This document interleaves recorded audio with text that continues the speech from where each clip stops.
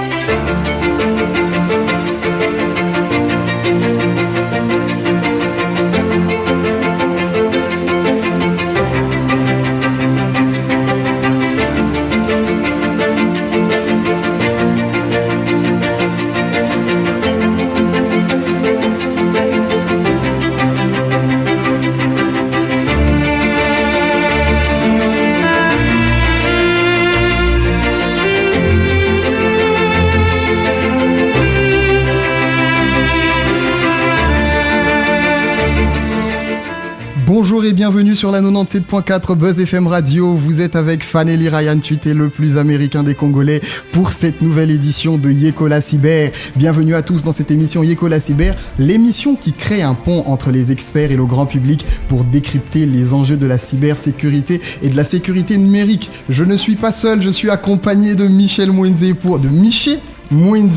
pour cette édition. Bonjour Michel. Bonjour Fanelli, c'est vraiment un réel plaisir de partager avec toi ces plateaux. Je pense que c'est la première fois. Pour la toute première fois, pas seulement pour cette émission mais aussi toutes les émissions. Effectivement. En tout cas, un duo de choc, Michel Mwenze, que vous pouvez retrouver dans Phare à Phare à chaque samedi. Ouais. À partir de 15h. Pas que ça. En tout cas, et Buzz Matin chaque mardi et jeudi accompagné de Barbara Ngoy. Ouais. Il faut aussi ajouter Buzz Ndoulé. Buzz Ndoulé aussi. Pourquoi pas Buzz Gospel. Excellent. J'aime tellement l'écouter. En tout cas, ça fait plaisir de t'avoir aujourd'hui pour parler d'un sujet qui, en tout cas, est magnifique. Aujourd'hui, nous aborderons un sujet crucial pour l'avenir de la sécurité de notre monde numérique. Pour contextualiser, on va prendre une statistique. Saviez-vous, malgré la pénurie mondiale des talents en cybersécurité estimée à plus de 4 millions de professionnels manquants, les femmes ressortent fortement sous-représentées dans ce secteur. Selon un rapport de Women in Security, ISC carré, je pense que c'est comme ça que ça se dit, les femmes représentent qu'environ 25% de la main-d'œuvre mondiale en cybersécurité. Ce chiffre est en légère progression, mais elle souligne le déséquilibre majeur. Pourtant, la diversité des perspectives est la meilleure arme pour anticiper et contrer les menaces de plus en plus sophistiquées. Un groupe homogène a tendance à penser de manière homogène. Pour sécuriser un monde numérique qui est utilisé par tous, il faut une équipe de sécurité qui reflète cette diversité. L'inclusion des femmes n'est juste pas une question d'équité, c'est un impératif. C'est un impératif stratégique pour des solutions numériques plus durables, Michel. Exactement. Qu'est-ce que tu en penses, toi ? Je pense plutôt que les femmes devaient plutôt s'intéresser un peu plus à ces domaines, qu'aujourd'hui, on voit plusieurs femmes aussi qui ont tendance à s'intéresser, mais pas tellement. Ok, en tout cas, ça c'était le point de vue de Michel Mwenze.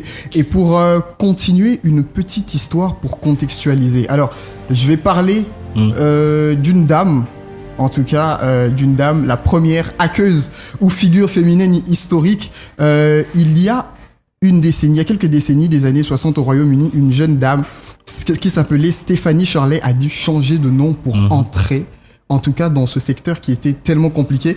Et ça m'a choqué qu'elle devait se faire appeler Steve. Oui, prendre un nom masculin et pour se faire prendre au sérieux. Et elle a fondé sa propre entreprise qui a beaucoup marché. J'ai suivi un peu la petite histoire. Ce qui rend cette histoire puissante, c'est que c'est la façon dont elle a contourné les préjugés pour être prise au sérieux. Elle a commencé à signer des lettres au nom de Steve, se faisant appeler Dame Steve Shirley pour cacher qu'elle était une femme. Et son entreprise F International a révolutionné l'industrie en employant principalement des femmes à temps partiel, souvent des mères au foyer, ou des femmes qui avaient quitté le marché du travail pour coder chez elles en 1970. Il faut noter que l'entreprise a été formée et a été lancée juste sur base de 6 euros. Ok. 6 euros. En tout cas, on voit là la puissance et la force des femmes quand elles se décident vraiment de prendre les choses en main. Et lorsque la perspective féminine a été non seulement acceptée, mais structurée comme un avantage concurrentiel en offrant de la flexibilité et en valorisant des talents jusqu'à là ignorés, cela conduit à une innovation et à un succès spectaculaire. En cybersécurité aujourd'hui, le même potentiel existe. Nous avons besoin de toutes les intelligences et de toutes les sensibilités, de toutes les approches pour bâtir des défenses numériques. L'histoire de Steve, quand je dis Stéphanie, aujourd'hui, Dame Stéphanie en tout cas, est un rappel puissant que l'exclusion est un frein au progrès et à la sécurité. Il faut noter que le mérite d'avoir introduit le télétravail. Okay. Si aujourd'hui on parle du télétravail, c'est grâce à Dame Stéphanie. En tout cas, c'est une pionnière. Et moi, j'étais tellement en tout cas choqué d'apprendre ça et de continuer à voir que jusqu'à présent, en 2025, il n'y a que 25% du taux des femmes qui sont dans le domaine de la cybersécurité. Et aujourd'hui, on va présenter notre invité en tout cas. Nous recevons, en tout cas, c'est l'honneur et le privilège pour nous de recevoir Madame Valérie Kitombole, une figure inspirante dans le domaine de la technologie et de la cybersécurité et du leadership. Son parcours est parfait, un exemple de la façon dont le talent féminin peut hisser au sommet de domaines exigeants. Valérie Kitombole a débuté sa carrière professionnelle en 2012 au sein de l'un des cabinets internationaux d'audit et de conseil le plus prestigieux au monde, PricewaterhouseCoopers, si je prononce bien, où elle a su affûter son goût de l'effort, son sens de l'ordre, de l'abnégation, la proactivité et la culture du résultat. En 2016, elle a opéré une transition stratégique pour rejoindre la filiale congolaise que je vais taire le nom pour ne pas faire à la publicité ici à l'antenne, le premier groupe financier de la zone CEMAC. Au moins ça, je le dis.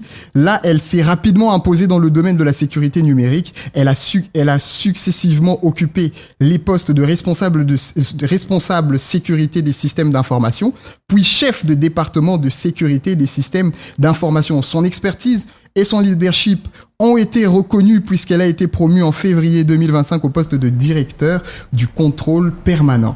Bonjour Madame Valérie. Bonjour Fanelli.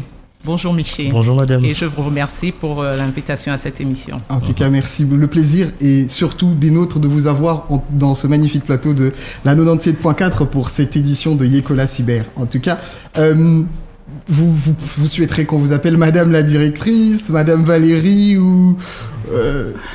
Je suis plutôt orientée vers un style américain parce que j'ai commencé à travailler. Donc, mes premiers pas dans le monde professionnel, c'était un cabinet anglais, donc américain. Donc, voilà quoi. Je préfère qu'on m'appelle par mon prénom. Voilà. Ça brise un peu les barrières et donc on est plus à l'aise. Je préfère qu'on m'appelle par mon prénom et c'est pour ça que je l'ai fait avec vous. J'ai appelé Fanelli et j'ai dit... et Michel. À la fois aussi les tutoiements. Oui, je suis ouverte à ça. En tout cas, j'ai aucun souci à ça. Comme je l'ai dit, ça va briser les barrières et on va mieux s'exprimer. Merci. D'accord. Prêt, Michel ? Prêt. Ok, Madame Valérie. Je vais m'habituer en tout cas. Vous comprenez tout de suite que de mon côté, c'est le style francophone. Donc, oui, je comprends. Beaucoup de respect. Nous l'avons dit, les femmes sont sous-représentées au-delà des chiffres. Quels sont, selon vous, les principaux freins culturels ou systémiques qui empêchent les jeunes femmes, en particulier dans notre contexte local, à s'émanciper dans le domaine de la cybersécurité ou de la sécurité numérique ? Merci Fanelli pour la question.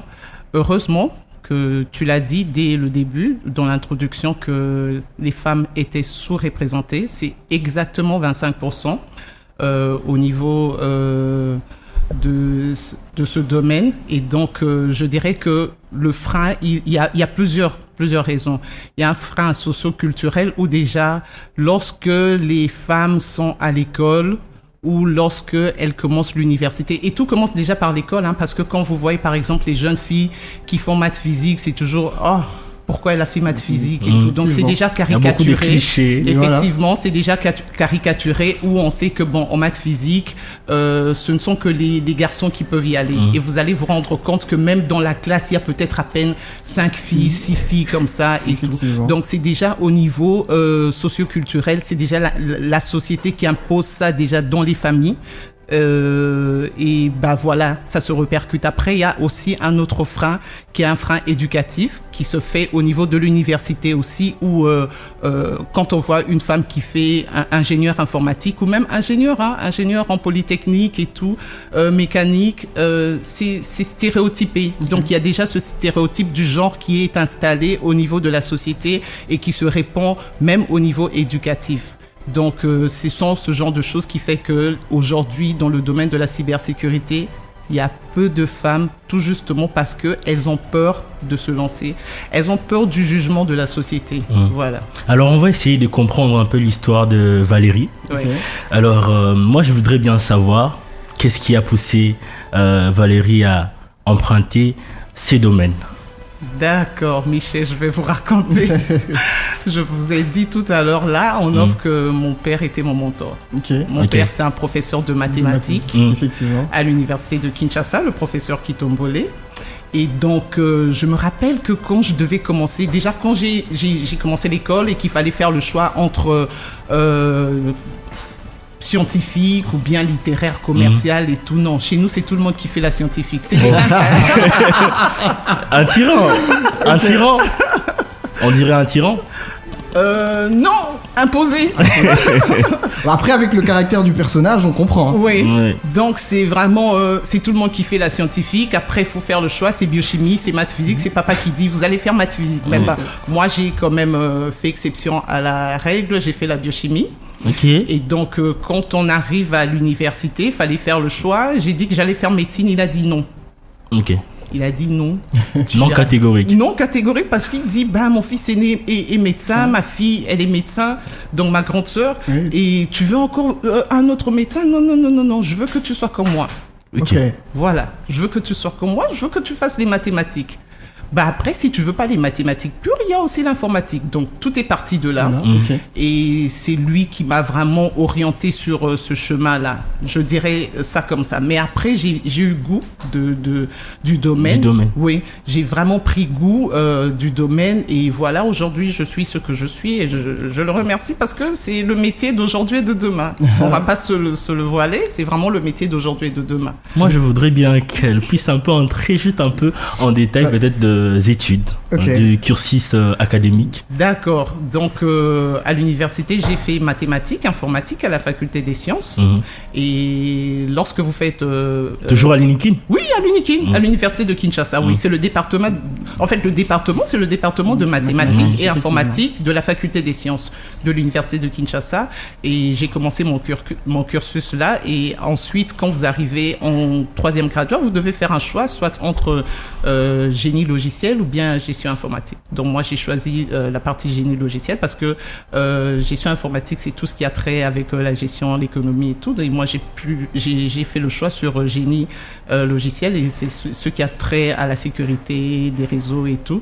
Et donc voilà, j'ai décroché ma licence en informatique, option génie logiciel. Et après, je suis tombée sur une offre d'emploi dans un cabinet d'audit, le plus prestigieux. Là, au moins, vous avez dit, c'était pas de la pub. Et donc, voilà quoi. Et je suis là aujourd'hui. Alors, je vais poser une question qui va dans le sens de ce que vous avez fait dans les études et aussi par rapport à la cybersécurité. On se rend compte que c'est un domaine qui demande énormément de compétences techniques et de soft skills. En tant que femme, quelles sont les qualités spécifiques qu'une femme peut apporter pour innover dans ce domaine ? D'accord. Déjà, de base, c'est que bien que vous partez à l'université, vous étudiez, il faut se former, je veux dire.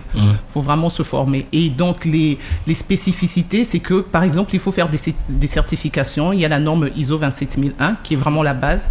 C'est le système de management de la sécurité de l'information. Mais ça, c'est vraiment au niveau global. Il y a aussi d'autres cursus de formation, comme la sécurité pour les cartes bancaires. Donc, il y a la norme PCI DSS. Et il y a d'autres normes aussi en gestion des risques pour orienter cybersécurité, comme la norme EBIOS ou la norme MEARI pour la gestion des risques informatiques. Et aussi à cela, ça ajoute aussi la norme ISO 22000, je pense, si je me trompe pas, 22000 et quelques, c'est toujours aussi pour la gestion des risques. Donc voilà un peu. C'est un peu compliqué de comprendre peut-être à cause ça fait un peu termes techniques. Et à part cela, il faut aussi faire des formations sur la sécurité des réseaux. Et là, au moins, vous pouvez voir au niveau technique la sécurité des réseaux. Parce que là, ce que j'ai dit, c'est vraiment au niveau management. Mais aussi des compétences techniques en sécurité des réseaux informatiques. Alors, avec l'accord de Michel, madame, on va simplement vous demander de dire un peu ce que vous avez dit là, mais en lingala si possible pour nos auditeurs. Si pas en lingala, au moins en français facile, ou soit sans utiliser les mots très techniques. D'accord. Donc, pour donner peut-être goût à cette fille qui nous entend cette heure d'emprunter le même chemin que vous. Voilà, déjà de base, pour emprunter le même chemin que j'ai, c'est déjà aller à l'université. Après, je ne spécifie pas exactement quelle université. Et même les instituts supérieurs aujourd'hui donnent de la bonne formation sur la sécurité des réseaux, sur la sécurité des bases de données. Et donc voilà, commencer déjà par se former en métier d'informatique. Et ensuite, ne pas s'arrêter là, accompagner cela avec des certifications pour, je veux dire, donner un peu de tonus à votre formation. À part les stéréotypes de la société, alors, vous qui êtes déjà dans le métier, dans l'exercice du métier, est-ce que vous avez déjà rencontré des obstacles vus à votre genre? Oui, on va pas se voiler. C'est vrai, c'est pas facile déjà du côté même professionnel. C'est pour ça que je demande souvent même aux professionnels de renforcer l'inclusion dans l'environnement de travail, parce que moi, en tant que femme, je veux vous avouer que c'était pas facile. C'était pas facile pour moi de m'implanter et d'évoluer. Parce que les hommes, je vais le dire clairement comme ça. Non, tout part déjà, même au recrutement. Vraiment, même au recrutement, ça, tout part de là. C'est que il y a déjà des préjugés sur la femme. Si je la prends, est-ce qu'elle sera à la hauteur? Après, là, elle n'est pas encore mariée. Oui, après, elle va se marier. Après, elle aura des enfants. Est-ce qu'elle des occupations, congé maternité. Congé maternité. 3 mois avant, 3 mois après. Effectivement. Est-ce qu'elle pourra atteindre les objectifs qui lui seront fixés et tout?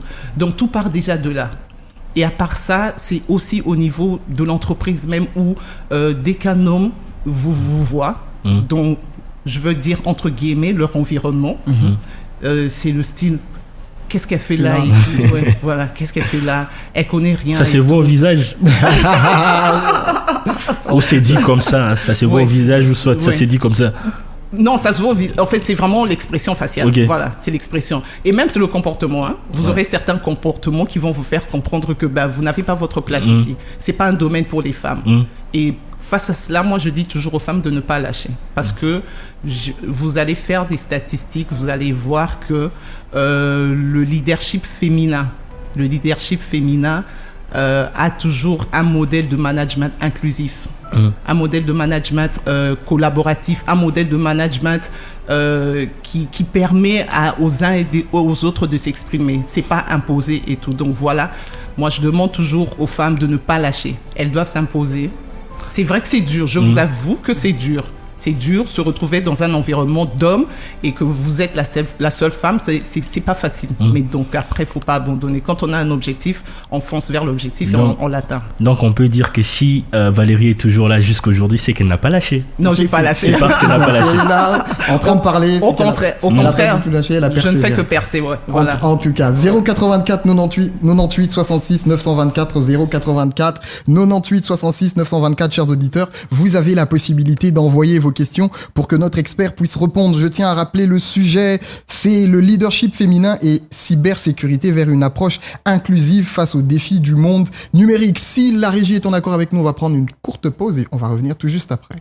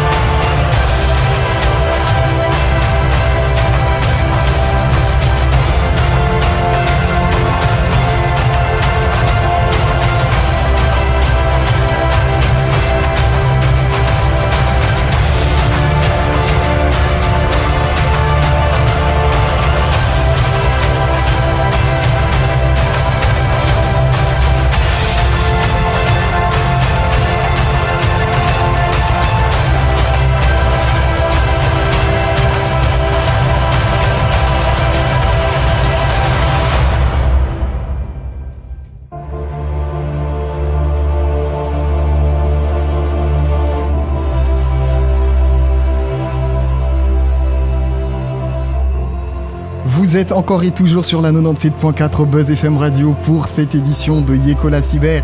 Je ne suis pas seul à l'antenne, je suis toujours accompagné de Valérie Kitombolé et de Miché Mwenze pour cette édition spéciale, en tout cas de Yekola Cyber, qui parle de leadership féminin et d'inclusion, en tout cas à la cybersécurité. On est encore et toujours là pour une autre question vers notre experte, à qui on demanderait vraiment d'être... un peu moins technique aussi. Un peu moins technique en tout cas. Pour cette question, vous êtes une actrice du changement, vous menez une campagne menez-vous aussi des campagnes de sensibilisation et d'inclusion pour les femmes par rapport au domaine dont nous sommes en train de parler ? Des campagnes de sensibilisation pour les femmes, là j'ai jamais mené. C'est vrai que j'ai intégré une association, FIT, c'est Femmes Ingénieures et Techniciennes.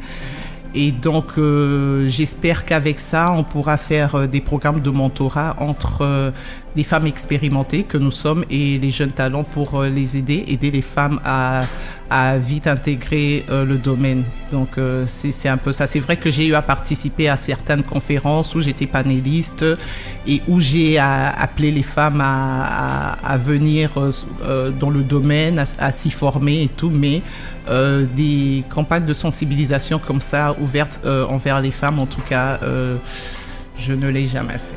En tout cas, et quel message principal pourrez-vous passer aujourd'hui aux jeunes femmes qui vous écoutent par rapport à ce que vous faites, et surtout si elles trouvent des complications, comment est-ce qu'elles peuvent pallier par rapport à ça ? D'accord, déjà, moi je demande à toutes les jeunes femmes de se former. Tout commence par là. La formation, c'est la base de tout. Et qu'elles ne suivent pas le stéréotype du genre qui dit que non, il n'y a que les hommes qui peuvent faire par exemple des métiers d'ingénieur ou cybersécurité. Non. En tout cas, qu'elles ne mettent pas de barrières dans leur vie et qu'elles n'attendent pas l'approbation de qui que ce soit. Il n'y aura personne qui viendra leur dire « il est temps pour vous de faire ceci » ou « il est temps pour vous de faire cela ». Non, c'est à elles de prendre leur courage en main et de commencer à se former sur les métiers de la cybersécurité parce que, comme je l'ai dit, c'est le métier d'aujourd'hui et le métier de demain. Penses-tu que les femmes doivent... plus prouver que les hommes par rapport au domaine parce qu'elles ne sont pas très acceptées dans le domaine? Oui, ça c'est vrai. Je suis totalement d'accord avec ça. Elles doivent prouver 2 fois plus. Oui, vous avez l'exemple, la dame qui s'est faite passer pour un homme parce que... Elle signait tous ses courriers au nom d'Estelle. Voilà, alors que c'était une femme qui encodait et qui a fait qu'en sorte qu'aujourd'hui on puisse travailler à distance, qui est le télétravail, mais elle s'est faite passer pour un homme. Est-ce que vous imaginez un peu? C'est tellement grave. Oui, c'est tellement grave. Donc c'est-à-dire que même dans son environnement professionnel, on n'allait pas croire on n'allait pas croire en elle, on n'allait pas accepter que c'est elle qui est capable de faire ça. Effectivement, je suis bien d'accord qu'aujourd'hui, les femmes ont plus d'efforts à fournir pour s'affirmer dans le domaine. Et c'est mon cas. Je vais le dire que c'est mon cas. Okay. Clairement, en tout cas. En tout cas, 084 98 66 924, 084 98 66 924. Madame Valérie, on va prendre les questions de nos auditeurs. Et il y a un auditeur qui nous écrit: est-ce que l'environnement congolais tel qu'il est aujourd'hui permet, en termes d'opportunités, l'évolution de la femme dans le domaine de la cybersécurité? Je dirais oui. Parce que il y a beaucoup d'entreprises. Et puis, je veux dire que la cybersécurité, c'est un vaste, champ, quoi. C'est vraiment un domaine qui est très vaste.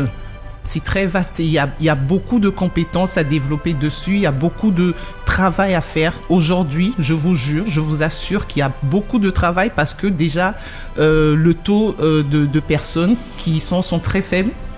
Et aussi l'activité, le domaine qui est assez large, les télécoms, les banques. Aujourd'hui, on voit, il y a des nouvelles banques qui naissent. Il y a, à part les banques, comment... J'ai oublié. À part... Mobile Money? Non. Mobile Money, oui. En fait, c'est dans les télécoms, la monnaie électronique et tout. Et même, quand c'est pas une banque, le style Finca.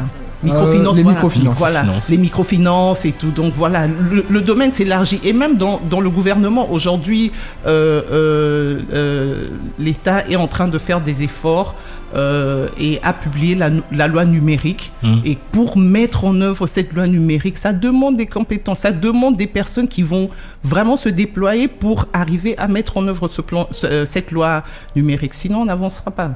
Je suis totalement d'accord qu'il y a beaucoup d'opportunités sur ce domaine. Alors, une deuxième question de la part de notre auditeur. Est-ce que Madame Valérie, en l'occurrence l'expert, peut nous citer quelques figures dans le domaine de la cybersécurité en RDC? Cela nous aidera à être inspirés et à avoir des modèles. Voilà, il y a aussi un problème avec le rôle modèle. Okay. Le rôle modèle, j'avoue qu'il y a des problèmes avec les rôles modèles, mais je vais citer par exemple Madame Nathalie Kenga. Elle évolue bien au niveau de la cybersécurité. Après, il n'y a pas qu'elle, il y a d'autres personnes aussi dans d'autres entreprises qui sont peut-être... pas très connues, pas très publiques. Effectivement, parce que aussi derrière, il y a aussi ce problème de primer ces personnes pour aussi donner de l'exemple aux jeunes talents pour voir des rôles modèles. On a vraiment un sérieux souci avec les rôles modèles dans notre pays. Donc moi je profite de l'occasion pour sensibiliser, je sais pas, les organisations et tout, et même les entreprises pour amener à promouvoir les rôles modèles au sein de leurs entreprises, les femmes qui excellent de la sécurité des systèmes d'information. Voilà, je dirais, comment décririez-vous aujourd'hui l'évolution de la cybersécurité dans les secteurs bancaires? Non, parce que vous avez été aussi dans les banques, je dirais. Oui, je suis dans une banque. Ah, toujours. Non, c'est très évolué, je vous jure, c'est très évolué. Aujourd'hui, tout le mécanisme, il y a des outils qui sont mis en place pour détecter exactement si jamais il y a une intrusion dans le système. Il y a des outils qui sont déployés dans le système pour parvenir à détecter exactement où se trouve le problème. Vous êtes sans ignorer que c'est le maillon faible de la chaîne de sécurité reste l'humain. Donc, à part cela, il faut aussi sensibiliser. Je dirais, sur la question, je vais revenir, Fanelli, sur la question de la sensibilisation. J'ai fait des sensibilisations dans mon entreprise, mais pas des sensibilisations en dehors de mon entreprise avec des jeunes talents et tout. C'est vraiment au sein de l'entreprise, parce que sans la sensibilisation, je vous assure, vous êtes dans le panier des pirates. Alors, des projets à venir pour la sensibilisation? Quitter un peu votre entreprise pour d'autres horizons? Je suis très ouverte à ça. Vraiment, il n'y a pas de problème à cela. Je suis très ouverte à ça. Okay. Alors, une autre question. Les réseaux sociaux jouent un rôle majeur dans la perception des métiers numériques. Pensez-vous qu'ils contribuent à encourager ou au contraire à décourager les jeunes femmes qui voudraient se lancer dans la cybersécurité? Bon, je dirais que effectivement que les réseaux sociaux jouent un rôle très majeur. Moi, je dirais même un rôle néfaste, parce qu'aujourd'hui, les gens utilisent abusivement les réseaux sociaux. Abusivement.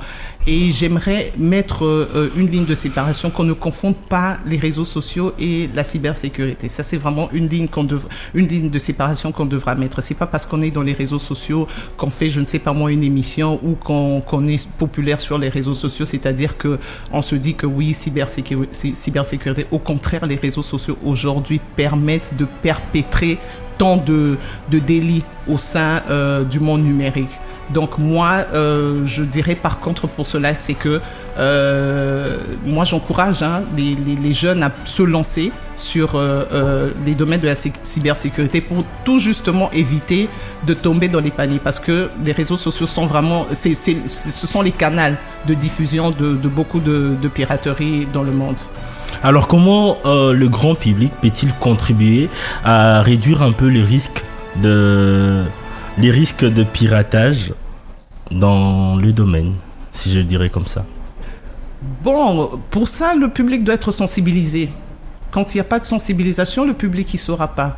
Tout à l'heure, en off, j'étais en train de discuter avec des personnes et je leur ai dit, par exemple, aujourd'hui, moi, j'ai reçu une invitation d'une autorité, une invitation de connexion sur LinkedIn. Mais ce n'était pas la première fois. C'est plusieurs fois que je reçois la demande de connexion de cette autorité. Mais j'ai tout de suite compris que c'était de l'arnaque. Mais vous voyez que le public une personne quelconque, une personne lambda qui va recevoir sur LinkedIn une autorité et pas la moindre. Et surtout, c'est que ce n'est pas Facebook quand même, ce n'est pas Facebook ni Instagram. Voilà, c'est LinkedIn. Vous voyez. Donc c'est LinkedIn, une autorité qui vous demande une connexion. C'est vite, hein, la personne qui va sauter sur l'occasion. Ah non, mais c'est un réseau social sérieux. Voilà. Mais vous comprenez que les pirates continuent à tenter. Ils continuent à tenter et sans sensibilisation, vous ne saurez pas. Par exemple, aujourd'hui, si vous recevez une invitation d'une autorité, regardez si son compte est certifié. Okay. C'est ça. Quand un public ne sait pas que un pirate peut utiliser l'identité d'une autorité, il va vite sauter dessus, il va sauter sur l'occasion, il va se dire « Ah, mon Dieu, là, je vais parler en lingala. Ah, Mokondiatine de lingala. » Chance à vie. En tout cas, c'est vraiment ça le terme. Mokondiatine de lingala invitation, non, on a sauté sur l'occasion, vous voyez. Mais moi, je suis aguerri et je sais que c'est de l'arnaque derrière. Aujourd'hui, on parle beaucoup de leadership transformationnel. Comment ce type de leadership, souvent associé aux femmes, peut-il aider les organisations à s'adapter face aux cybermenaces modernes? Oui, c'est comme je l'ai dit, les femmes permettent, un leadership féminin permet une gestion collaborative, une gestion inclusive, une gestion représentative. Donc pour moi, je pense que quand la femme est leader, quand elle tient les rênes de quelque chose facilement, elle peut perpétrer la formation au sein de son organisation. Alors une autre question encore, on va sur la série de questions.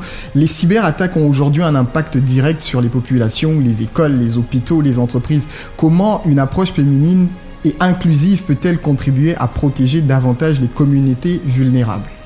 Moi je dirais que la femme est, le pilier de la famille. La femme est le pilier de la famille. Et c'est la femme qui éduque la population. On ne va pas se voiler le visage. Ce sont nos mamans qui nous éduquent. Ce sont les mamans qui passent le message. Et elles sont plus écoutées. Partout où la femme passe et qu'elle passe un message, elles sont plus écoutées. Je pense qu'avec un leadership féminin au niveau de la cybersécurité qui va faire des sensibilisations, les populations seront plus à l'écoute et elles pourront mieux pratiquer. Alors, pour construire un environnement inclusif, les hommes ont un rôle crucial. Quel message souhaitez-vous adresser aux hommes qui écoutent aujourd'hui et qui travaillent déjà dans le domaine du numérique ou de la sécurité informatique? D'accord, à tous les hommes, je vous demande...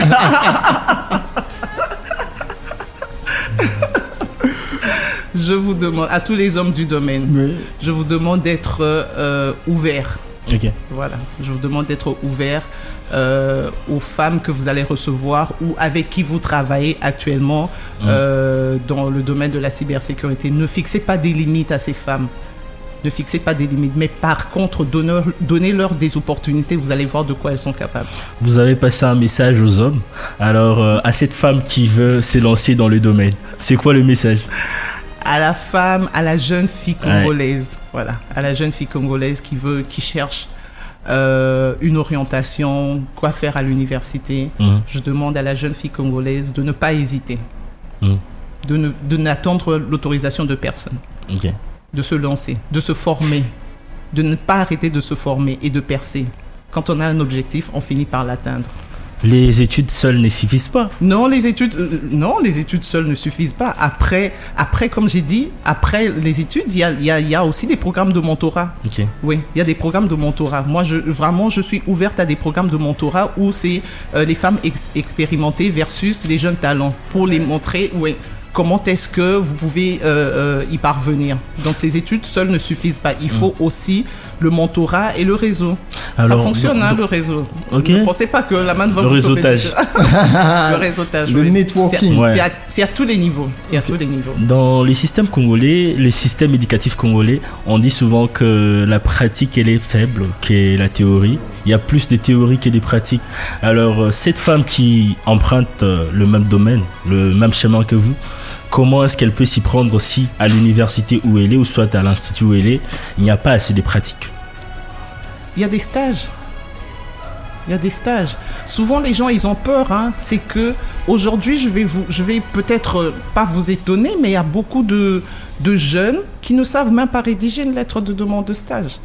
et se fixe une limite dans la tête pour dire que kuna est-ce que kuna bazwaka batute. Non, les gens se fixent des limites dans leur tête. Rédiger des lettres de demande de stage, venez faire des stages, venez pratiquer.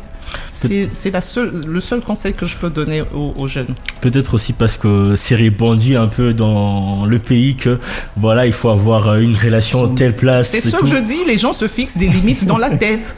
Il faut tenter. Oui, là où moi j'ai commencé à travailler, mes premiers pas dans le monde professionnel, je vous jure, j'ai fait un test. Et aucune relation. Aucune relation. Je ne connaissais personne. C'est quand je suis arrivé dans la boîte que j'ai commencé à découvrir. Toi tu es ici. Mais ces personnes ne faisaient pas partie des équipes de recrutement. Ouais. Vous voyez un peu. C'est que les gens se fixent des limites. Je vais vous donner un exemple très banal. Okay. Il y a, je pense, au début de l'année, mon entreprise cherchait des personnes à recruter. Et même moi, là où j'étais, avant que je ne sois directeur, j'étais chef de département sécurité des systèmes d'information, donc je cherchais des collaborateurs. Et donc, dans le réseau des femmes ingénieures et techniciennes, j'ai envoyé le message à la coordonnatrice. Je lui ai dit que je cherche des profils femmes et tout qui vont se lancer dans la cybersécurité. Les femmes, elles hésitent toujours, hein. Ok, ça va, je vais me renseigner et tout. Et donc, quand elle passe le message dans son réseau, j'ai pas eu de retour. Okay. Vous voyez ? C'est-à-dire que déjà, elle, la femme, quand on l'a mis cette barrière-là, elle s'est fixée la barrière. Et il y a même il y a des personnes qui me contactent sur LinkedIn. Quand je vais sur LinkedIn pour poser la question, est-ce que tu es intéressé pour un poste envoie-moi le job description. Vous voyez, il y a certains postes pour lesquels on te dit, tu vas dire ça à un jeune homme, il va te dire, oui madame, je suis disposé, je vous envoie mon CV. Mais avec la femme, ce sera toujours, envoyez-moi le job description. Elle a peur de se lancer, elle a cette limite dans la tête. Elle se dit, est-ce que je pourrais, voilà, moi je dis, arrêtez avec ces limites dans vos têtes. Arrêtez de vous dire que pour faire un stage, il faut absolument... Oui, c'est vrai, le réseautage et tout. Je suis bien d'accord, le réseautage, il joue beaucoup. Oui, mais rédigez des lettres, déposez. Vous allez voir même sur LinkedIn. Moi, j'utilise beaucoup LinkedIn. Hein. Je suis pas Facebook. J'ai pas de compte Facebook. C'est normal. C'est un réseau social responsable et en plus aussi professionnel. Si je dirais comme ça. C'est que pour le professionnel. Vous allez voir des témoignages où les gens vous disent combien de fois ils ont échoué dans leur vie. Okay. Combien de fois ils ont échoué. Ils ont déposé des lettres de demande d'emploi dans plusieurs entreprises. Mais finalement, il y a toujours une entreprise qui a été touchée et qui a retenu son CV. Il est venu passer son test, tout son interview et ça s'est bien passé. Il a été recruté. Donc vraiment, moi, je demande aux jeunes, que ce soit hommes comme femmes, arrêtez de vous mettre des limites dans la tête. Percez, continuez. Si ça échoue aujourd'hui, demain, ça échoue. Après-demain, ça échoue. Le jour suivant, ça finira par marcher. Donc, ne vous mettez pas des limites dans la tête. Alors, impossible de parler de cybersécurité sans avoir recours à l'IA. Ça, c'est une question qui va dans le sens de l'IA. On dit, avec l'essor de l'IA dans la cybersécurité, nous parlons beaucoup des biais algorithmiques. En tout cas, c'est qu'il se connaît dans le domaine. En quoi la présence des femmes dans les équipes peuvent-elles aider à réduire ces biais et à développer les systèmes plus justes et plus fiables ? D'accord, c'est vrai que l'intelligence artificielle est aujourd'hui le sujet de tout le monde. Tout le monde parle de l'intelligence artificielle sans pour autant faire allusion aux risques que l'intelligence artificielle peut nous emmener aujourd'hui. Okay. Donc moi je me dis qu'avec les femmes et même avec les hommes, on a des centres de sécurité, des centres opérationnels de sécurité qui veillent nuit et jour sur les systèmes des entreprises. Il y a des hommes et des femmes derrière ça. On appelle ça SOC, c'est vraiment technique. La personne qui a posé cette question, c'est sûrement une personne qui s'y connaît en informatique. On appelle ces centres de sécurité opérationnelle des SOC, Security Operational Center. Donc, ce sont des centres où c'est l'IA qui joue derrière et des algorithmes. Je suis bien d'accord parce qu'on a mis des règles derrière où on dit que si un utilisateur ou bien un poste enfreint une loi et tout, ça va alerter. Oui, c'est l'IA qui joue derrière. Mais derrière cette IA, il faut toujours qu'il y ait des personnes. Et comme je l'ai dit, les femmes, elles ont des grandes capacités d'assimilation et des grandes capacités d'apprentissage. Donc pour moi, je suis convaincu, avec des femmes pentesters, des femmes dans des SOC, des centres de sécurité opérationnelle, oui, les choses vont évoluer. Je suis bien d'accord avec ça. Alors ça, c'est une question pour savoir si vous êtes pour ou contre l'émancipation de l'intelligence artificielle dans notre vie quotidienne. Je ne suis pas contre parce que ça facilite aussi beaucoup de choses. Si je disais que j'étais contre, j'aurais menti. Ça facilite beaucoup de choses. Aujourd'hui, par exemple, vous n'avez plus besoin de vous mettre là à rédiger. Et même pour les personnes, par exemple, qui veulent rédiger des lettres de demande d'emploi, vous n'avez plus à rédiger des longs textes et tout. Vous allez dans l'IA, vous demandez ce dont vous avez besoin. Mais c'est vrai que par derrière, il faut toujours arranger le texte. Parce que aujourd'hui, les gens utilisent l'IA vraiment de manière abusive. C'est que oui, je vous dis la vérité, c'est que quand vous regardez un texte, vous savez directement que non, ça c'est de l'IA. Même les demandes des stages, comme vous avez dit. Vous savez comprendre que ça c'est de l'IA. Mais je demande toujours un retraitement humain par derrière. Je ne suis pas contre ça. En tout cas, je vais poser... Oh, ça, c'est une question assez diplomatique. Je ne sais pas si vous serez à l'aise dans le domaine, mais je vais quand même poser la question. La cybersécurité n'est plus seulement technique. Elle touche aussi la diplomatie, aux lois, aux relations internationales. Quel rôle les femmes leaders peuvent-elles jouer dans la diplomatie numérique, notamment en Afrique ? Ok. En tout cas, cet auditeur, il est coréen, ça va être Lui la aussi, question. il t'amène au fait dans les termes techniques, dans ces termes techniques. Oui, c'est vrai que la cybersécurité prend beaucoup de formats. Et même au niveau diplomatique, c'est vrai que la cybersécurité prend beaucoup de formes. On le voit aujourd'hui dans les médias. Tout ce qu'on a ces derniers temps, ce n'est pas que la guerre qu'on a à l'Est. À l'Est, on dit aussi qu'on a une guerre numérique. C'est tout ça. C'est tout ça. Donc, par derrière, moi, je dirais que les femmes, je peux prendre un exemple. Oui. La ministre des Affaires étrangères, qu'est-ce qu'elle fait aujourd'hui ? C'est le rôle modèle même de la femme qui se bat. Et aujourd'hui, on a pu obtenir beaucoup d'évolution en termes diplomatiques parce qu'elle est là en train de percer. Donc pour moi, je me dis que je remartèle dessus que la femme a un rôle très important dans les leviers du domaine de la cybersécurité. Alors, et même au niveau diplomatique, parce que la ministre des Affaires étrangères l'a bien prouvé. Au quotidien, quelles sont les qualités essentielles pour diriger une équipe de sécurité informatique ? Au quotidien, quelles sont les qualités essentielles ? Les qualités essentielles pour diriger une équipe de cybersécurité, comme je l'ai dit, il faut être à l'écoute déjà. Il faut être à l'écoute parce que vous devez être un bon manager. Donc, c'est-à-dire qu'il faut être à l'écoute des équipes. Et il faut, privilégier aussi la sensibilisation des différentes personnes et tout. Donc, il faut vraiment être à l'écoute. Et puis aussi, des qualités techniques. Parce que c'est vrai qu'un manager doit aussi connaître ce qu'il est en train de diriger. Donc, voilà. En tout cas, merci à nos auditeurs pour leur participation et pour leurs questions techniques, complexes en tout cas. Ça fait plaisir de vous entendre. Ça fait plaisir quand vous vous intéressez à ce genre d'émission. C'est pour ça qu'on est là, pour la sensibilisation et pour l'apprentissage en tout cas. Si je suis en accord avec la régie, on va prendre une courte pause et on va revenir tout juste après.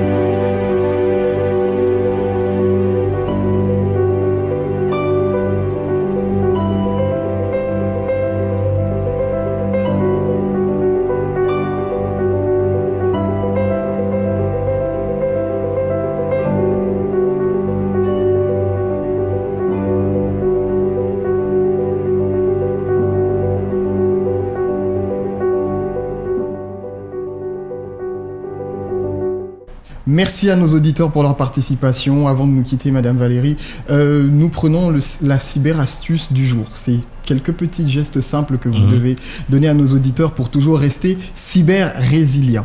D'accord, merci Fanny. Les conseils que je vais donner, c'est vraiment à la population parce que aujourd'hui, tout le monde a un smartphone, tout le monde est connecté à Internet. Et donc, le conseil que je peux te donner, c'est que la loterie n'existe pas au Congo. Okay. Oui, la loterie n'existe pas au Congo et que vous revez un beau matin, vous recevez un SMS où on vous dit que non, vous avez gagné $1 million ou $350 000. Non, c'est faux. Envoyez-nous votre code Mobile Money. Maman sirène.